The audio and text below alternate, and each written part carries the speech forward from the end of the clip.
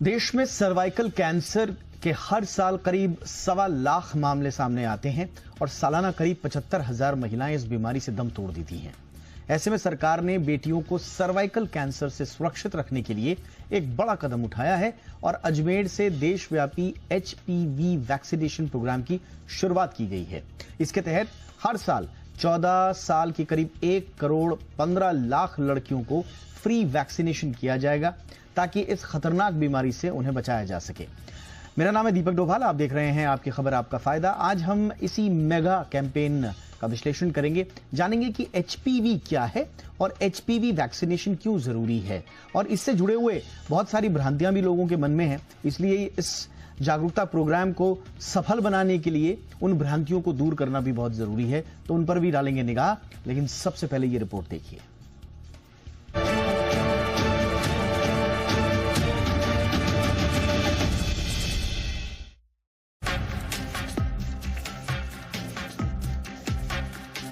आज ये सिर्फ एक बीमारी नहीं रह गई है, बल्कि लाखों परिवारों की चिंता बन चुकी है। और जब बात बेटियों की सेहत की हो तो हर माँ बाप के मन में एक ही डर रहता है कि कहीं उनकी बच्ची सर्वाइकल कैंसर की चपेट में ना जाए। महिलाओं में कैंसर से होने वाली मौतों का चौथा सबसे बड़ा कारण सर्वाइकल कैंसर है।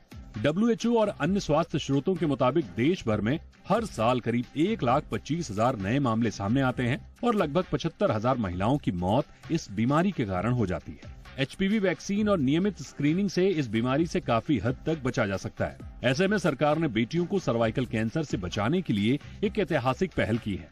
भारत के प्रधानमंत्री नरेंद्र मोदी ने अजमेर से देशव्यापी एचपीवी वैक्सीन प्रोग्राम की शुरुआत की है। इस अभियान के तहत हर साल 14 साल की लगभग 1 करोड़ 15 लाख लड़कियों को फ्री में एचपीवी वैक्सीन लगाना है ताकि वे भविष्य में इस जानलेवा बीमारी से सुरक्षित रह सके। अब सवाल ये, एचपीवी आखिर है क्या? एचपीवी यानी ह्यूमन पैपिलोमा वायरस एक नॉर्मल वायरस है जो मुख्य रूप से संपर्क के जरिए फैलता है। खास बात यह कि ये वायरस कई बार शरीर में बिना किसी लक्षण के चुपचाप लंबे समय तक बना रहता है।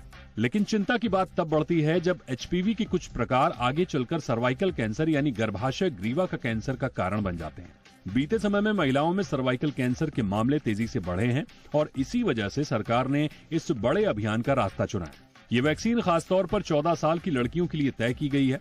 एक्सपर्ट्स की माने तो कम उम्र में वैक्सीन लगने से शरीर में मजबूत इम्यूनिटी बनती है जो आगे चलकर कई तरह के संक्रमणों से रक्षा करती है। सबसे बड़ी राहत यह है कि देश के सभी राज्यों और केंद्र शासित प्रदेशों में निर्धारित सरकारी स्वास्थ्य केंद्रों पर यह वैक्सीन बिल्कुल फ्री लगाई जाती है। भारत में सर्वाइकल कैंसर महिलाओं में होने वाले आम कैंसरों में से एक है। जागरूकता की कमी और समय पर जांच न होने के कई मामलों का पता देर से चलता है। एचपीवी वैक्सीन वायरस के उन खास प्रकारों से बचाती है जो कैंसर की मुख्य वजह बनते हैं। डॉक्टर साफ कहते हैं कि सही उम्र में लगाया गया ये टीका भविष्य में कैंसर के खतरे को काफी हद तक कम कर सकता है। हेल्थ एक्सपर्ट्स का मानना है कि एचपीवी वैक्सीन पूरी तरह सुरक्षित और असरदार है। दुनिया के कई देशों में इसे लंबे समय से अपनाया जा रहा है। विशेषज्ञों का मानना है कि अगर 90% लड़कियों को समय पर टीका लग जाए और महिलाओं की नियमित जांच हो तो आने वाले कुछ दशकों में भारत सर्वाइकल कैंसर मुक्त देश बनने की ओर बढ़ सकता है। ब्यूरो रिपोर्ट, जी मीडिया। स्वागत करते हैं आज के हमारे खास मेहमानों का। डॉक्टर कनिका सूद शर्मा मैम हमारे साथ जुड़ चुकी हैं, डायरेक्टर हैं clinical lead oncology Dharamshila Narayan hospital से। गुड इवनिंग मैम, बहुत बहुत स्वागत है डॉक्टर कनिका मैम आपका हमारे शो पे। हमारे साथ हैं doctor Rakhi Agarwal, senior gynaecologist. बहुत बहुत स्वागत है डॉक्टर राखी मैम आपका भी हमारे शो पे। Good evening ma'am. और हमारे साथ हैं डॉक्टर वृंदा करंजगांवकर जो कि सीनियर गायनेको ऑन्को सर्जन हैं, फोर्टिस एसएल रहेजा हॉस्पिटल से जुड़ी हुई। डॉक्टर वृंदा, गुड इवनिंग मैम, बहुत बहुत स्वागत है आपका भी हमारे शो पे। कनिका सूद मैम आपसे ही चर्चा कर रहे हैं। डॉक्टर सूद बताएं मैम, ये कितना जरूरी है और ये एचपीवी टीके के बारे में जो हमारा इतना बड़ा वृहद प्रोग्राम हम लोगों ने शुरू किया है, ये कितना जरूरी है और क्यों इस देश के हर घर के लोगों को बढ़ चढ़ के इस वैक्सीनेशन में हिस्सा लेना चाहिए? धन्यवाद। पहले तो मैं समस्त ऑन्कोलॉजी कम्युनिटी की तरफ से इस पहल की स्वागत करूंगी। बहुत वर्षों से हम लोग बहुत कार्यक्रमों में बहुत ज्यादा पॉलिसी मेकर्स को इस चीज के बारे में बार बार गुहार लगा रहे थे कि इस वैक्सीन को हमारे इम्यूनाइजेशन प्रोग्राम के जरिए जो है उपलब्ध कराया जाए, जो कम्युनिटी में लड़कियां हैं सबको, क्योंकि वैक्सीन तो ये उपलब्ध था पर अभी तक इसे आउट ऑफ द पॉकेट केवल समृद्ध परिवार जो कि सक्षम थे वैक्सीन लगवाने में अपने बच्चों को, केवल वही लगवा रहे थे। तो जो हमारा जो कम्युनिटी जिसको ज्यादा चाहिए, क्योंकि लोअर सोशो इकोनॉमिक स्टेटस में हम सर्वाइकल कैंसर ज्यादा देखते हैं, तो वो सेगमेंट हमारा अनकवर्ड था। कुछ कुछ राज्यों में राज्य के अपने प्रावधान से कुछ कुछ पॉकेट्स में ये वैक्सीनेशन हो रही थी, पर जिस तरह से एक जिसको कह सकते हैं मास स्केल पे ये किया गया है, I think it is a need of time. जैसे कि आपकी प्रोग्राम में जो आपकी रिपोर्ट है, आपने खुद दर्शाया कि कितना सर्वाइकल कैंसर बर्डन है, एंड अनफॉर्चुनेटली हम विश्व भर के जितने भी सर्वाइकल कैंसर होते हैं उसमें से 27-28% हमारे देश से होते हैं। तो इस वैक्सीनेशन की आवश्यकता थी, क्योंकि इससे प्रिवेंशन है कैंसर की। बहुत कम कैंसर्स हैं जो प्रिवेंटेबल होते हैं, एंड सर्वाइकल कैंसर उसमें से बहुत इंपॉर्टेंट है। और ये बहुत सशक्त वैक्सीन है, इसमें कोई दो राय नहीं है कि इसकी गुणवत्ता 90-95% से ऊपर है अगर बच्चियों को लगाई जा सके। आगे भी उम्र रहती है तो लग सकती है, पर जो उपलब्धि इसकी इस उम्र में है वो आगे जाके कम होती जाती है, क्योंकि बच्चों में वैक्सीन बहुत गुणवान होते हैं, इफेक्टिव होते हैं, इम्यूनो कॉम्पिटेंसी ज्यादा होती है। तो I think it is a very very welcome move, दो वेरी यस मैम। और आपने जो आखिरी बात बोली ना वो बहुत जरूरी है, उसे बार बार समझना बहुत जरूरी है, खासकर उन परिवारों के लिए जो इस टीके को और इस टीके की उम्र को किसी दूसरी तरह की भ्रांतियों और रूढ़िवादी सोच से जोड़ करके देखते हैं। और इसके लिए मैं डॉक्टर राखी अग्रवाल मैम आपके पास आ रहा हूँ। कहा यह जाता है कि भाई 9 से 14 साल की बच्चियां तो बहुत छोटी होती हैं, उनको क्या इसकी जरूरत है भी या नहीं है। मेडिकल साइंस में हालांकि इसी उम्र को गोल्डन पीरियड कहा जाता है, तो क्या बड़ी उम्र में ये उतना असरदार होता है या नहीं होता है? और 9 से 14 साल की बच्चियों को जो कहते हैं टीका लगाने के लिए तो बड़ी छोटी उम्र है साहब, नहीं लगाएंगे, उनके लिए आप क्या कहेंगे मैम? छोटी उम्र टीका लगाने की तो कोई नहीं होती। आप देखिए न्यू बॉर्न बेबी को ही BCG का टीका लगता है, तो ऐसी कोई छोटी उम्र नहीं है। और सबसे पहले इस वैक्सीनेशन के साथ जरूरी ये है कि आप इसे 14 या 15 साल से पहले लगाएं। आखिर क्यों ये जरूरी है? क्योंकि सेक्सुअली एक्टिव होने से पहले एक बार आप ह्यूमन पैपिलोमा वायरस के संक्रमण में आ गए तो इसका उतना फायदा नहीं होता। इसीलिए ये जो एज है कि इसकी स्टार्टिंग एज 9 to 14 ईयर्स या फिर 15 ईयर्स से पहले होनी चाहिए, ये बहुत ही इंपॉर्टेंट फैक्टर है। देखिए, मैं अपनी फैमिली में ही मेरी मदर इन लॉ झेल रही है सर्वाइकल कैंसर, और इतनी सारी परेशानियां झेलने के बाद अगर उनकी परेशानी और बढ़ जाती है, उन्हें ये पता लगता है कि इस जो बीमारी है इसके लिए एक वैक्सीनेशन अवेलेबल है। तो उनके जमाने में ये नहीं होता था, लेकिन आज के बच्चे जो हैं इसका पूरा पूरा फायदा उठाएं, इसके बारे में समझें। मैं जहां काम करती हूँ वहां लोअर सोशियो इकोनॉमिक स्टेटस की लड़कियां बहुत ज्यादा हैं, अर्ली मैरिजेस बहुत कॉमन है। तो ऐसे लोगों के साथ और इम्पोर्टेंट हो जाता है कि अवेयरनेस हम ज्यादा से ज्यादा फैलाएं, ताकि जो लोग हैं वो इस भ्रम से निकल जाएं कि बच्चियों के लिए ये इंजेक्शन किसी भी तरह से हानिकारक है, बल्कि उनके फ्यूचर के लिए इसमें फायदा ही फायदा छुपा हुआ है।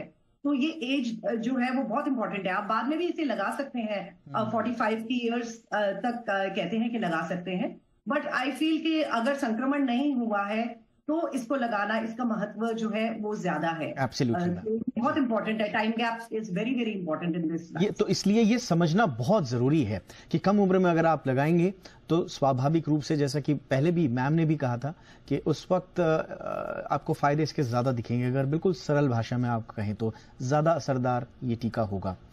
अब जरा वापस चलते हैं कि ये बीमारी दरअसल क्या है जिस टीके के बारे में हम बात कर रहे हैं, और जो सर्वाइकल कैंसर हम बार बार कह रहे हैं, ये उन लोगों को समझना भी बहुत जरूरी है जिन्होंने सिर्फ सर्वाइकल कैंसर का नाम सुना है, उसके बारे में जानते नहीं है। तो थोड़ा इन बारीकियों के लिए मैं डॉक्टर वृंदा मैम आपसे गुजारिश करूंगा कि मैम थोड़ा बताइए ये HPV संक्रमण क्या है, कैसे हो जाता है, और क्या हर HPV संक्रमण कैंसर में बदल जाता है? तो इस बुनियादी जो बीमारी के बारे में मैम बताएं थोड़ा सा।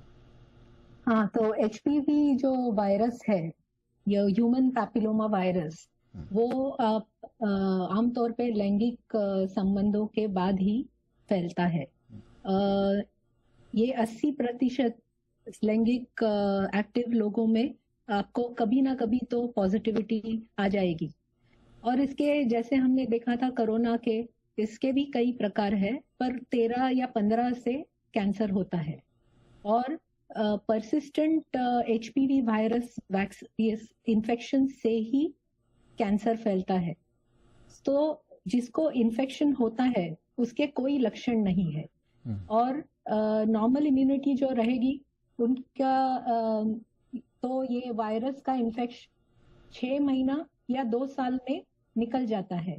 नॉर्मल ह्यूमन बॉडी रिस्पॉन्स से ये इन्फेक्शन कम हो सकता है।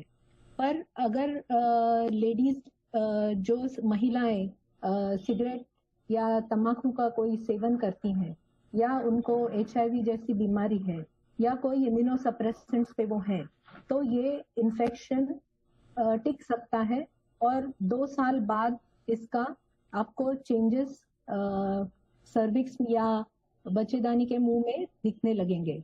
इसके टेस्ट है पैप स्मीयर, आपने सुना होगा। तो पैप स्मीयर से हमें पता चल सकता है कि ये इन्फेक्शन हुआ है या नहीं। दूसरी टेस्ट है HPV टेस्ट, क्योंकि ये HPV से ही कैंसर होता है, तो हम हाई रिस्क HPV टेस्ट करवा सकते हैं और उससे हमें पता चल सकता है। तो जिनको कैंसर होता है, जिनको इन्फेक्शन होता है, उसमें से 10% लोगों को ही आगे चल के कैंसर हो सकता है। ये सामान्यतः है। और ये एक I'll say this is the only cancer in gynecology which is totally preventable. मतलब इसकी रोकथाम पूरी तरह से हो सकती है in about 90 to 95% cases.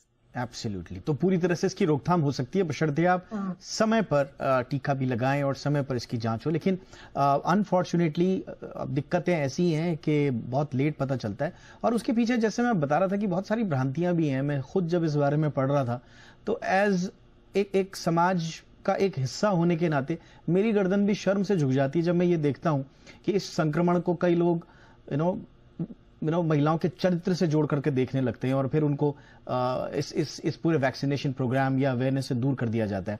मैं इसी पर आपसे सवाल पूछना चाहूंगा डॉक्टर सूद मैम, क्या वाकई में HPV संक्रमण अगर हो गया तो ये माना जाए कि भाई किसी का चरित्र खराब है, और अगर वो इसका टीका लेने के लिए जा रहे हैं, छोटी उम्र के बच्चों को लेकर के जा रहे हैं, तो फिर समाज भी तरह तरह की उलाहनाएं देता है। ये रूढ़िवादी समाज हमारा अभी तक निकला नहीं है इन बेड़ियों से।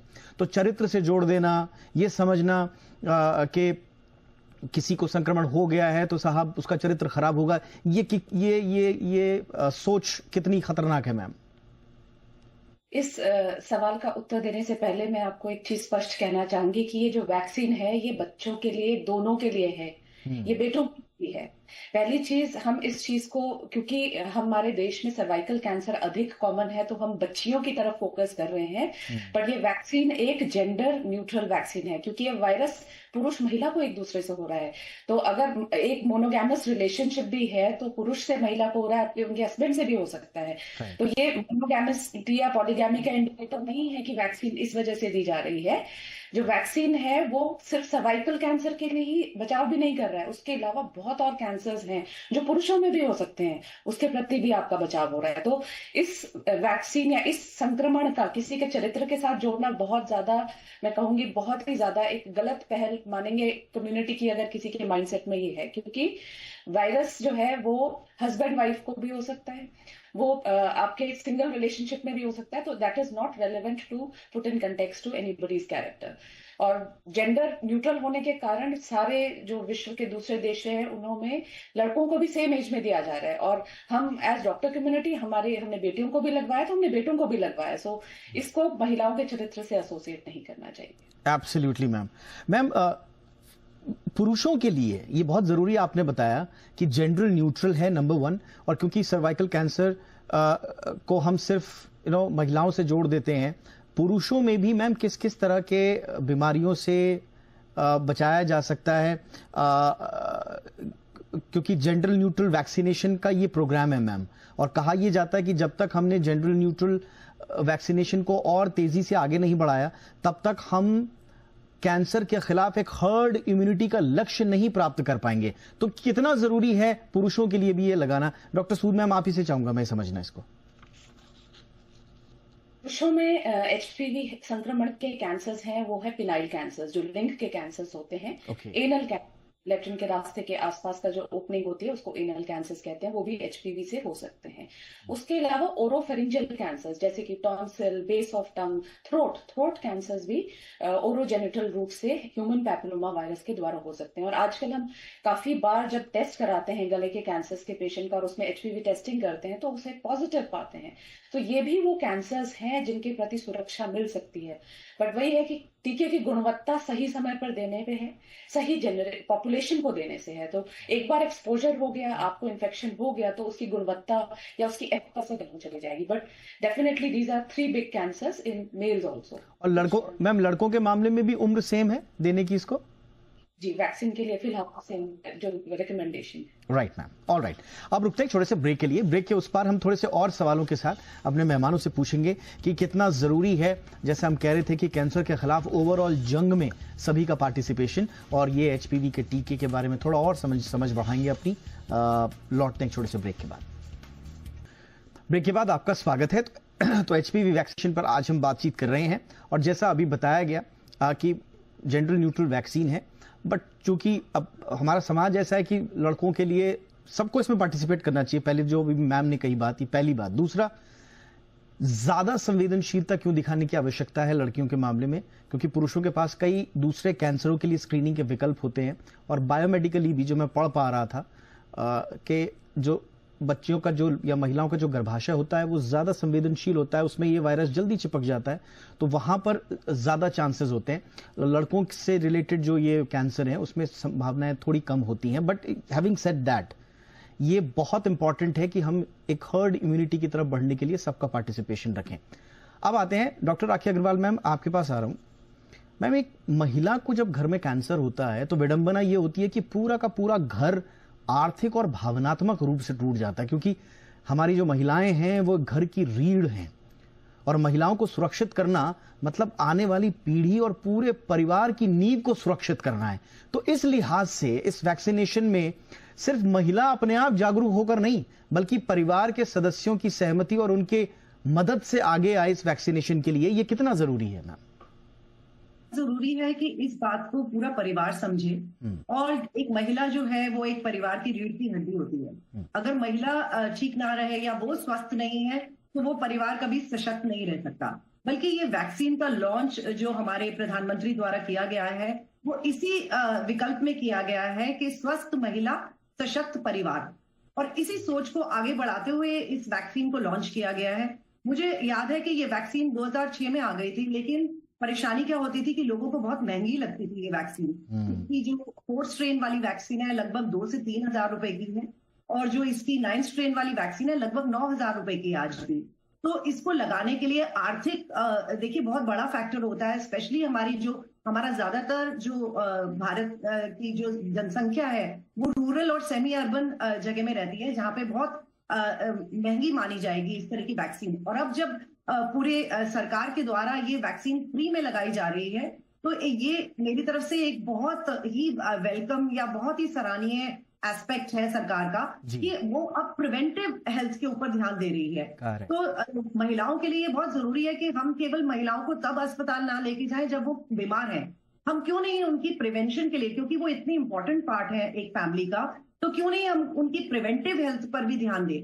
अगर हमें 2047 में अपने देश को एक डेवलप नेशन बनाना है तो ये उसी की मेरे समझ से कि उसी की लाइन में एक अच्छा कदम है कि महिलाओं की प्रिवेंटिव हेल्थ पर अब ध्यान दिया जा रहा है। ये बहुत इंपॉर्टेंट आपने बात उठाई मैम, बिल्कुल सही बात है मैम, कि कैंसर एक जमाने में हम देखते थे कि जब हो जाएगा उसके बाद उसकी केयर कैसे करनी है। एक अरसा बीत गया लोगों को ये समझाते समझाते कि शुरुआत में जल्दी इसके लक्षणों को आप पकड़िए, जल्दी समय पर इलाज शुरू कर दीजिए। फिर बाद में आया कि साहब अब लाइलाज नहीं रहा, इलाज है इसका, बशर्ते आप समय पर। लेकिन अब हम प्रिवेंटिव यानी कि इसको होने ही नहीं देना है, उस दिशा में बढ़े। तो ये बहुत बड़ा कदम है। आपने बहुत अच्छा पॉइंट इसको रेज किया मैम। डॉक्टर वृंदा मैम, अब आपके पास आ रहा हूं मैम। ये अब महिलाओं के साथ एक दिक्कत क्या होती है कि सर्वाइकल कैंसर जैसे या गर्भाशय से जुड़ी कोई भी दिक्कतें हों, उस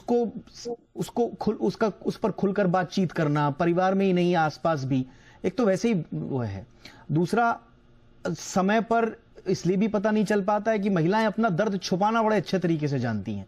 वो कहती हैं कि साहब अगर मैं कोई बड़ी बीमारी निकल गई मुझसे तो फिर मेरे परिवार का क्या होगा, सब टूट जाएंगे, सब मेरी वजह से घर बेचना पड़ेगा, क्योंकि कैंसर कहा जाता है कि अच्छे खासे घरों को बर्बाद कर देती है। तो ये सब महिलाओं के मन में भी है। तो मैम उन महिलाओं से आप क्या कहेंगे कि उनको भी खुद सामने आना है, कोई लक्षण है उनको समय पर बताना है। अपने परिवार की चिंता करना अच्छी बात है, लेकिन परिवार की असली कड़ी तो आप हैं, अपनी चिंता करना जरूरी है। इसे मैम कैसे समझाएंगी एक आम महिला को, डॉक्टर वृंदा? हर महिला को अपनी तरफ ध्यान देना जरूरी है, ना कि अपने को लास्ट प्रायोरिटी परिवार की रखें। क्योंकि अगर वो लास्ट प्रायोरिटी रखेंगे अपने आप को और अपनी सेहत को, तो परिवार को ज्यादा नुकसान होगा अगर वो बीमार पड़ गई तो। और ये जैसा सबने बताया कि अभी फोकस है प्रिवेंशन पे, तो प्रिवेंशन जब भी होगा जब भी महिलाएं पार्टिसिपेट करेंगी और अपने सिम्टम्स की तरफ सजग रहेंगी। सर्वाइकल कैंसर का फर्स्ट सिम्टम है लैंगिक संबंध के बाद खून आना या डिस्चार्ज आना, खून मिश्रित डिस्चार्ज। तो ये इसको कभी भी इग्नोर ना करें। ये अंदर की मतलब ये जो आपको जो उनको अपने गायनेकोलॉजिस्ट के पास जाना चाहिए और अपनी अंदरूनी चिकित्सा करवानी चाहिए, तभी पता चल सकता है कि कुछ बीमारी का क्या कारण है सही। जैसे स्तन का कैंसर है, महिलाएं अपना कैंसर खुद डायग्नोज कर सकती हैं, पर ये गायनेकोलॉजिकल एग्जामिनेशन के बगैर महिलाएं ये फाइंड आउट नहीं कर पाती हैं कि उनके अंदर क्या चल रहा है। जी जी। तो ये सिम्टम जो है पोस्ट कॉइटल ब्लीडिंग या डिस्चार्ज, इसको कभी भी इग्नोर नहीं करना चाहिए। ये बहुत इंपॉर्टेंट आपने लक्षणों की बात करी कि लक्षण अगर इस तरह के हैं तो उसे बिल्कुल भी हल्के में नहीं लेना चाहिए। आप सबसे बहुत बातें तो मुझे करनी थी, लेकिन समय की कमी है। मैं quickly doctor Kanika Sood Sharma ma'am के पास जा रहा हूं। मैम, एक छोटी सी भ्रांति ये रह जाती है कि अभी भी कहा जाता है कि खासतौर से लड़कियों को पीरियड शुरू होने के बाद ये टीका लगवाना चाहिए। तो क्या मासिक धर्म चक्र और इस वैक्सीन के बीच में कोई सच में वैज्ञानिक संबंध होता है? तो जो रिकमेंडेड एज ग्रुप है वो 9 से 14 वर्ष है। विदेशों में बच्चियां सेक्सुअली जल्दी एक्टिव हो जाती हैं, इसलिए 9 रखा गया है। बट इन जनरल हम ये सोच लेके चलते हैं कि शायद हमारे बच्चे थोड़ा सा लेट स्टार्टर्स होते हैं, तो हम लोग 14, ज्यादातर बच्चे 10 से 11 साल के बाद जब लगवा रहे हैं तो वो अप्रोप्रिएट माना जा रहा है। बट एज ग्रुप में 9 से 14 एक अप्रोप्रिएट एज ग्रुप माना गया है, क्योंकि इम्यूनो कॉम्पिटेंसी, आपकी जो शरीर के अंदर इम्यून रिस्पॉन्स की जो एज ग्रुप है, ये अप्रोप्रिएट एज है, इसीलिए दिया जा रहा है। और ज्यादा डिले करेंगे तो अगर सेक्सुअल एक्सपोजर हो गया तो एफिकेसी नीचे चली जाएगी। तो मेजर कंसेप्ट इस एज ग्रुप का ये। ओके, तो ये हैं वो तमाम बातें जिनको सबको ध्यान में रखना है, आपको, हमको, हमारे परिवारों को, बच्चियों को, माताओं को, पिताओं को, भाइयों को, सबको, और मिलकर इस जंग को जीतना है। तो एचपीवी वैक्सीन से कैंसर क्लीन होगा, हम ये तभी कह पाएंगे जब पार्टिसिपेशन सबका होगा। इसी उम्मीद के साथ आपका बहुत बहुत शुक्रिया doctor Kanika Sood Sharma ma'am, thank you so much ma'am, आपने समय दिया। Doctor Rakhi Agarwal ma'am, thank you so much ma'am आपके समय के लिए। डॉक्टर वृंदा करंजगांवकर मैम, बहुत बहुत शुक्रिया आपके समय के लिए। शो में इतना ही, अपना ख्याल रखिए, नमस्कार।